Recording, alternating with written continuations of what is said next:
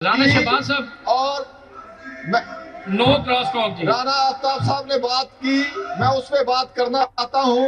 ये चूंकि खुद उसी प्रोसेस के लिखारे हुए लोग हैं और वही बात नो करते हैं जी।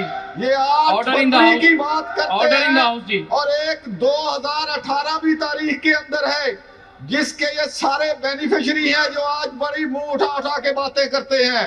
और 2018 में जो हुआ था और उसका भी लोगों को याद होना चाहिए। देखिए मेरी बात सुने, पूरे रात को एक सेकंड आप मलिक अहमद खान साहब, मलिक अहमद खान साहब, मलिक अहमद खान साहब, मलिक अहमद खान साहब, मेरी बात सुनो। ऑर्डर इन द हाउस जी, ऑर्डर इन द हाउस जी, ऑर्डर इन द हाउस जी। देखें मलिक साहब, राणा आफ्ताब अहमद खान साहब सीनियर पॉलिटिशियन है, उन्होंने जितना टाइम लिया मैंने दिया, उन्होंने अपनी बात पूरी मुकम्मल की। ऑर्डर इन द हाउस जी, order in the house, order in the house. Qureshi साहब ने बात की, उनको भी पूरा मौका दिया, तो आप जरा सुनने का हौसला रखें, खामोशी अख्तियार करें। एक ऑनरेबल मेंबर बात कर रहे हैं तो उनकी बात सुनने दें, करने दें उनको बात। जनाब प्लीज जारी रखें। आप मेहरबानी फरमा के, क्योंकि इस बात की इन्हें ट्रेनिंग तैयारी करके भेजा जाता है, एक आधा घंटा इन्हें दे दिया करें। ये अपना पूरा शोर मचा के और हुटिंग करके जो है वो कर लिया करें, उसके बाद प्रोसीडिंग शुरू कर दिया करें। राणा शहबाज साहब, सर आप खामोशी अख्तियार करें। जनाब स्पीकर, मैं आपसे मुखातब हूँ, मैं आपसे मुखातब हूँ, मैं क्रॉस टॉक नहीं कर रहा हूँ, मैं आपसे मुखातब हूँ। आप इन्हें वक्त दे दें, पहले ये अपना पूरा शौक पूरा कर लें, का माहौल खराब करने का। साहब आप बात रखें, आप बात जारी करें, आप बात करें, आप बात करें। मैडम प्लीज अज़मा बुखारी साहबा तशरीफ रखेंगी, अज़मा बुखारी साहबा तशरीफ रखेंगी, प्लीज तशरीफ रखेंगी, प्लीज तशरीफ रखें। ऑर्डर इन द हाउस जी, ऑर्डर इन द हाउस जी।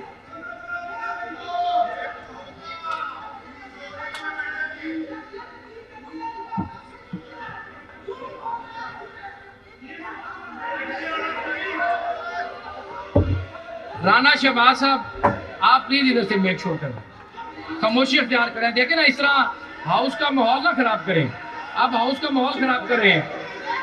आपने बात की तो इस तरफ से किसी ने कोई बात नहीं की ना, किसी ने इंटरप्ट नहीं किया आपको। अब आप खामोशी से बात सुने। जनाब स्पीकर, मेरी गुजारिश ये है कि जो भाषण ये यहाँ से देते हैं, हम सब खामोशी से अच्छे बच्चों की तरह सुन रहे हैं। जी, हमारी तो गाइडिंग है कि हम इनका भाषण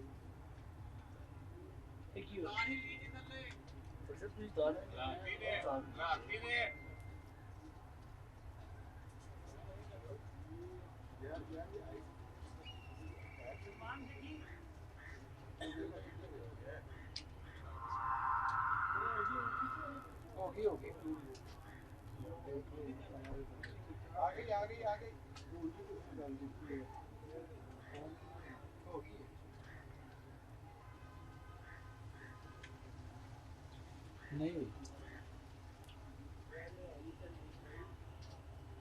आई गई।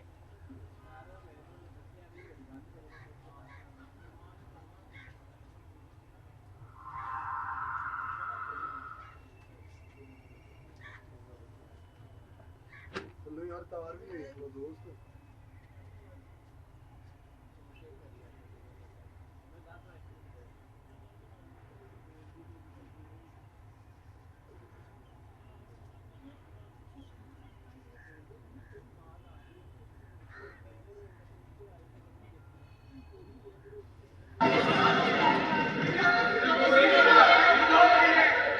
मैडम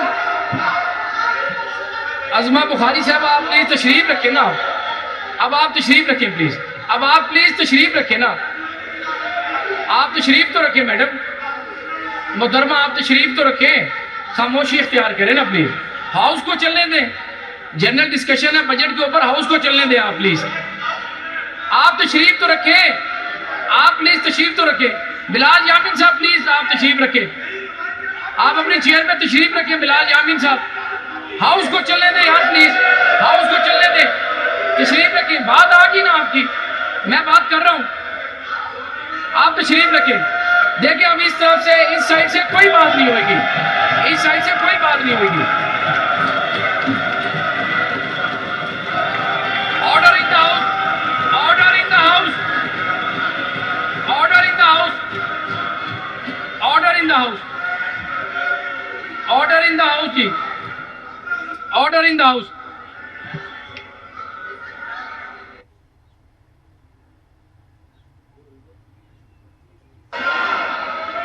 मलिक साहब तशरीफ रखें प्लीज, तशरीफ रखें। नो जी, नो क्रॉस टॉक जी, कोई बात नहीं होनी चाहिए इस तरफ से। तकरीर शुरू करें, हम कह रहे हैं करें। अपने आपके मेंबर जनाब दरमियान में बोलना शुरू हो जाते हैं, फिर डेफिनेटली रिएक्शन तो चले आप खामोशी इख्तियार करें ना सर। ये खामोश। Thank you ji. चॉइस साहब आप जारी रखें। जनाब स्पीकर, मैं तो ये गुजारिश कर रहा हूँ कि अगर यही सिस्टम और यही माहौल रहना है, हम बड़े पेशेंस के साथ जो बात राना आफ्ताब साहब ने की, जो लीडर ऑफ द अपोजिशन ने की, जो इनके फाजल मेंबरान ने की, हमने बड़े तहम्मुल के साथ सुनी। कुछ जी मैडम इशित अशरफ साहब आप प्लीज ले अपना अज़मा बुखारी साहब को जी, तो आप ले आए, बड़ी हमारे ऑनरेबल मेंबर हैं, उनको लेके आएंगे।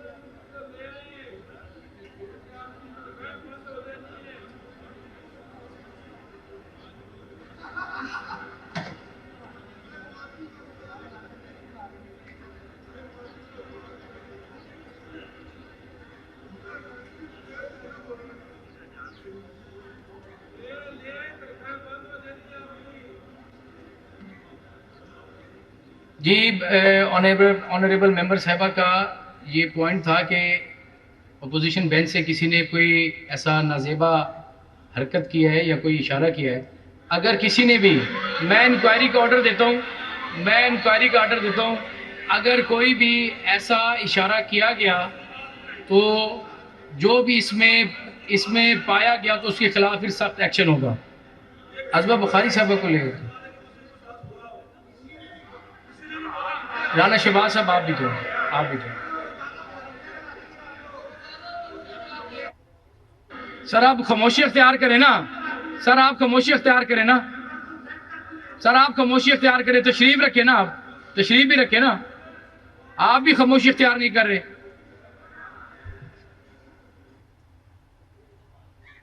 जी चॉइस साहब। जनाब स्पीकर, मैं तो राना आफ्ताब साहब ने जो बात की थी उसको आंसर करने की कोशिश कर रहा था, जसारत कर रहा था कि मुद्दबाना अंदाज में इनको ज़रा आईना दिखा दिया जाए कि 2018 के अंदर भी एक इलेक्शन हुआ था जिसमें ऑर्डर इन द हाउस जी, ऑर्डर इन द हाउस, जिसके ये सारे बेनिफिशरी थे। तो वो किसी ने क्या खूब कहा है कि हम पे जो गुजरे थे रंज सारे, हम पे जो गुजरे थे रंज सारे, खुद पे जो गुजरे तो लोग समझे। तो आज इन्हें वो याद आ रहा है। तो इसमें मेरे दोस्त 2 दिन पहले भी बात कर रहे थे कि तमाम सियासतदानों को इकट्ठे हो जाना चाहिए। तो आज इनका जो रवैया है क्या वो उसके मुताबिक है? पहले ये खुद से तो यकसू हो जाएं कि बात अगर रिकॉन्सिलेशन की होनी है तो फिर रिकॉन्सिलेशन की नहीं होनी, फिर ट्रूथ एंड रिकॉन्सिलेशन की होनी है। पहले आपको अपने किए गए जराइम पे माफी मांगनी है, उसके बाद फिर बात रिकॉन्सिलेशन की तरफ चलनी है। और यकीनन ये वक्त की जरूरत है, हो जाना चाहिए। लेकिन मुझे बहुत खुशी हुई थी उन हमारे फाजल दोस्त की बात सुन के जो उन्होंने की थी कि अल्लाह करे नीचे से ऊपर तक ये सोच तमाम इसके साथियों में आ जाए कि जमहूरी कल्चर को परवान चढ़ाने के लिए क्या क्या ज़रूरियात हैं। तो अगर आ जाएगी तो बहुत जल्द सारे लोग, हमारी सिमत भी दुरुस्त हो जाएगी और जमहूरियत भी मजबूत भी हो जाएगी और परवान भी चढ़ जाएगी। सब लोग अपनी अपनी गलतियों पे माफी मांग के आगे चलेंगे तो अगला काम शुरू होगा। अब मैं बजट की तरफ आता हूं। वजीर आला पंजाब मोहतरमा मरियम नवाज शरीफ साहबा ने 28 प्रोग्राम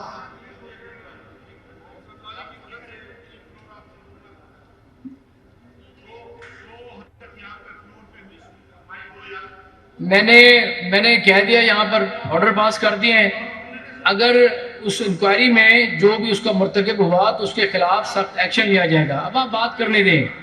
चौधरी साहब आप जारी रखें जरा प्लीज। चौधरी अमजद साहब जारी रखें।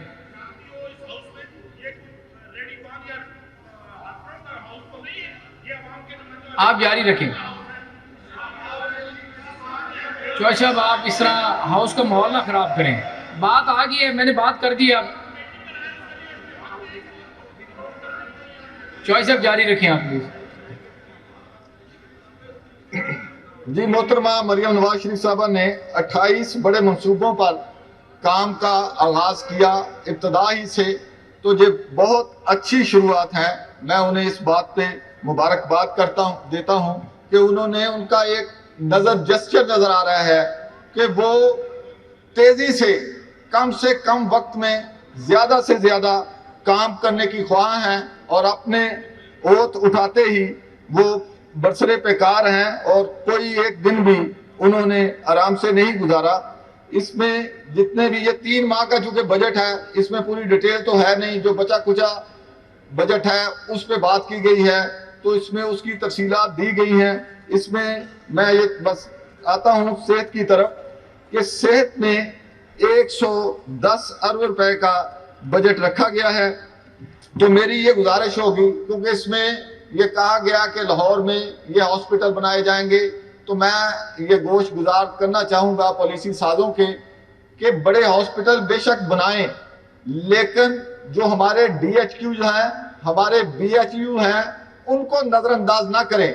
क्योंकि अगर DHQ स्ट्रेंथन नहीं होंगे तो फिर रश जो है, लोग माइग्रेट करेंगे बड़े शहरों की तरफ, और बड़े शहरों की तरफ माइग्रेशन रोकने के लिए ये जरूरी है कि सेहत और तालीम की सहूलियात जो है वो छोटे शहरों में भी मुहैया की जाएं। तो हमारे जो DHU हैं उनको अपग्रेड किया जाए, वहां वो तमाम सहूलियात मुयस्सर होनी चाहिए जो एक बड़े शहर के अंदर रहने वाले शहरियों को मुयस्सर है। तो इसमें मैं तवज्जो दिलाना चाहूँगा जनाब फाइनेंस मिनिस्टर की कि हमारा जो टोबाटेक्सिंग का DHQ है, वहाँ एक ट्रामा सेंटर की भी बात की राना आफ्ताब साहब ने भी कि वहाँ ट्रामा सेंटर बन रहा है। और ये बात तो दोस्त करते हैं, पिछले 4 साल जब ये हुक्मरान रहे तो वो शुरू कर दिया गया प्रोजेक्ट, लेकिन उसके लिए फंड्स रिलीज नहीं किए गए। तो मेरी ये अब सबमिशन होगी कि उसके फंड रिलीज किया जाए ताकि वो ट्रामा सेंटर मुकम्मल हो और लोगों को सेहत की सहूलियात वहाँ मुयस्सर आए और लोगों को लाहौर और फैसलाबाद की तरफ ना जाना पड़े। इसके साथ साथ हमारे सिटी हॉस्पिटल है टोबाटेक्सिंग में, उसका 2017 में आगाज हुआ था। वो उस वक्त जब बनाया गया था तो वो था gynae cum 24 hour emergency hospital, लेकिन दरमियान में हुकूमत की तब्दीली की वजह से वो अधूरा रहा प्रोजेक्ट। अब मेरी ये गुजारिश होगी कि उसको 24 आवर एमरजेंसी के लिए मुकम्मल फंड दिए जाएं ताकि वो हॉस्पिटल जो है वो मुकम्मल हो सके। DHU के अंदर सूरत हाल जो है वो ज्यादा खराब है। वही 18 अद्वियात की फरिस्त है और वही अद्वियात हैं जिनमें से अक्सर वो वहां मुयस्सर नहीं होती। कई BHU जो है उनकी बिल्डिंग जो है वो गिर चुकी है। मैं एक निशानदेही करना चाहता हूं कि हमारे हल्के के अंदर एक BHU है 312 GB के अंदर, उसकी पता नहीं वो कैसे बना के वो प्राइवेट जगह पे BHU वाइंड अप करें प्लीज। मुझे तो बात ही नहीं जनाब स्पीकर करने दी गई, अभी तो मैंने शुरू किया है, अभी हेल्थ में हूं मैं, बस बैठता हूं अपनी बात को। बहरहाल उसके लिए जो है वो फंड्स रखे जाएं। अब बातें हैं सर एजुकेशन की तरफ। मैं इसमें डेली वेजेस के जो मुलाजमीन है 9 माह से जनाब फाइनेंस मिनिस्टर उन्हें तनख्वाह नहीं मिली, मेहरबानी करके उनके फंड्स रिलीज कराएं। ईद का त्यौहार सर पे है, ताकि उनको तनख्वाह मिल सके। एजुकेशन पर 57 अरब के फंड रखे गए हैं। इसमें भी मेरी यही गुजारिश होगी कि दानिश स्कूल भले बनाएं, जरूर बनने चाहिए, गरीब बच्चों को वहाँ आला मेयार की तालीम मुयस्सर होगी, लेकिन हमारे जो मौजूद स्कूल हैं उनको भी एलिवेट किया जाए, उनका मेयार भी बेहतर किया जाए, उनको भी सहूलियात फराहम की जाए। और जहाँ ज़रूरत है, मेरे हल्के के अंदर जो बात मैंने पहले की कि पिछले दौर में ऐलान कर दिया गया 53 स्कूल अपग्रेड किए गए, 53 स्कूल जनाबे वाला, लेकिन उन 53 स्कूलों को 4 साल में SNE नहीं दी गई। तो सिर्फ जैसे बुलंदोबाग दावे तमाम फील्ड में थे, इसमें भी नहीं थे। तो मेरी ये गुजारिश होगी कि बेशक पिछले दौर में हुए, लेकिन उसकी SNE जारी की जाए ताकि उसका जो फायदा लोगों को हो सके। जनाब स्पीकर, इसमें लैपटॉप जो उसके लिए पैसे रखे गए हैं, तो भले लैपटॉप भी दे, लेकिन अगर वो बच्चा पढ़ेगा नहीं तो वो लैपटॉप हासिल कैसे करेगा? उसके लिए जरूरी होगा कि हमारी जो यूनिवर्सिटियां हैं, इस वक्त वो कमर्शियल अदारे बन चुकी हैं, पब्लिक सेक्टर की यूनिवर्सिटियां भी, वहां फीसद जो है उनको कम किया जाए ताकि जो लोग बच्चे मेरिट पे आके दाखिला लेते हैं, अगर उनके पास वसाइल नहीं है तो वो अपनी तालीम जारी रख सके। तो ये भी बहुत शुक्रिया एड्रेस होने वाला मैटर है। जनाब स्पीकर, मुझे जरा वक्त दीजिए, मैं 2 बस मिनट आखिरी दीजिएगा 30 सेकंड जी, चॉइस साहब आखिरी 30 सेकंड वाइंड अप करें जी। सीवरेज सिस्टम हमारा जो है उसके लिए फंड दरकार है, क्योंकि वहाँ हेपेटाइटिस मिक्स होके पानी जो है सीवरेज के साथ लोगों को मिल रहा है। उसका भी ये स्कीम 3 साल 4 साल से अधूरी है, उसके फंड दरकार हैं। बराए करम उसके लिए फंड जो है वो हमारे शहर को दे दिए जाएं ताकि उसको मुकम्मल किया जा सके। शहरात और राब्ता सड़कों के लिए एक फंड रखे गए हैं। मेरी इसमें ये सबमिशन होगी कि ये फैसला जो किया जा रहा है कि इतनी सड़कें यहाँ बन रही हैं, जब तक उस पे अवामी नुमाइंदों का चेक या उनसे मुशावरत नहीं की जाएगी जो इलाके को जानते हैं। मसलन एक सड़क हमारी रखी गई है पैंसरा से शोरकोट। अब मैं ये कह रहा हूँ कि भाई इसमें जरूरत ये है कि ये बाईपास तक जो हिस्सा है इसको डुअल करें। अगर इसको डुअल नहीं करेंगे, ये आप लिपापोती करके आप तो अपने हिस्से की बोटी ले जाएंगे और सरकारी खजाने का बकरा ज़िबा कर देंगे, उसका फायदा होगा नहीं। कम से कम थोड़ा करें, जितना करें। चॉइस साहब आपका पॉइंट आ गया है, बहुत शुक्रिया चॉइस साहब जी। मोहतरम जनाब जुनैद अफजल साई साहब।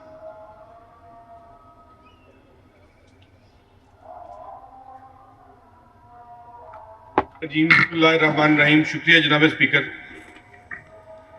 जनाब स्पीकर, मैडम चीफ मिनिस्टर साहिबा की तकरीर मैंने जब सुनी जिस दिन वो चीफ मिनिस्टर बनी थी, तो मैं समझा कि शायद इनको पंजाब के दुख और तकलीफों का एहसास हो गया है। शायद पंजाब की तकदीर बदलने के लिए जो ख्वाब दिखाए जा रहे हैं वो शर्मिंदा ताबीर होंगे।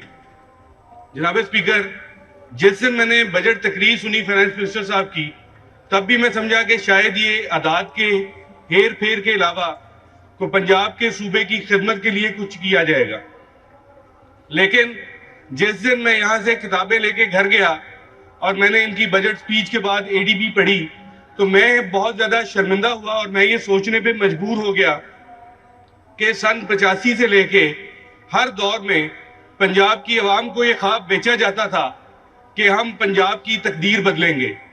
लेकिन 39 साल के अंदर मुझे कहते हुए शर्मिंदगी होती है कि ना 39 साल में पंजाब की तकदीर इनसे बदली और ना ही 39 साल में नून लीग की तकरीर बदल सकी।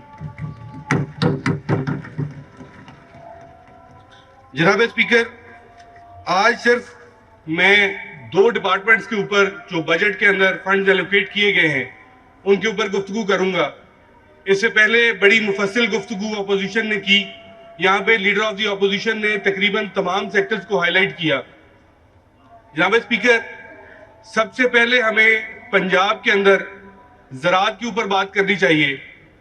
पाकिस्तान एक ज़रई मुल्क है, हमारी मईशत की रीढ़ की हड्डी जो है वो ज़राअत है। लेकिन ज़राअत के साथ जो कुछ ये हुकूमत कर रही है उसके ऊपर काफ़ी बेहतर तरीके से लीडर ऑफ द अपोजिशन ने गुफ्तगू की। आप ये देखिए कि इन्होंने ज़राअत के लिए कहने को 28,500 मिलियन रुपीस जो है वो रखे हैं, लेकिन वो तमाम अखराजात जो है वो अनप्रोडक्टिव किस्म की स्कीम्स के ऊपर हैं। प्रोडक्टिव एक्सपेंडिचर उसमें से कुछ भी नहीं है। आप ये देखिए 3 किस्म की जमीनों का जिक्र लीडर ऑफ द ऑपोजिशन ने किया। चौथी किस्म जो है वो मैं बताता हूं, जिस हलके से मैं बिलोंग करता हूं, तहसील चकझुमरा की अवाम जिसने मुझे मुंतखब करके भेजा है, हमारा अक्सरीती इलाका सर वाटरलॉक्ड एरिया है, सेमज़दा इलाका है। इस बजट के अंदर जो जनाब फाइनेंस मिनिस्टर ने पेश किया, मैं आपको सिर्फ एक स्कीम का जिक्र करूंगा और इनकी सीरियसनेस का अंदाजा आपको उससे हो जाएगा। जनाब स्पीकर, एक स्कीम है restoration of waterlogged area in district Faisalabad. Sir ये 800 मिलियन का प्रोजेक्ट प्रपोज हुआ और इसके लिए फकत 1000 रुपया जनाब फाइनेंस मिनिस्टर ने रखा है और इसके अंदर पूरा फैसलाबाद जिसकी 3 तहसीलें वाटरलॉक्ड एरिया है, जो सेम ज़दा इलाका है, उसकी बेहतरी के लिए फकत 1000 रुपया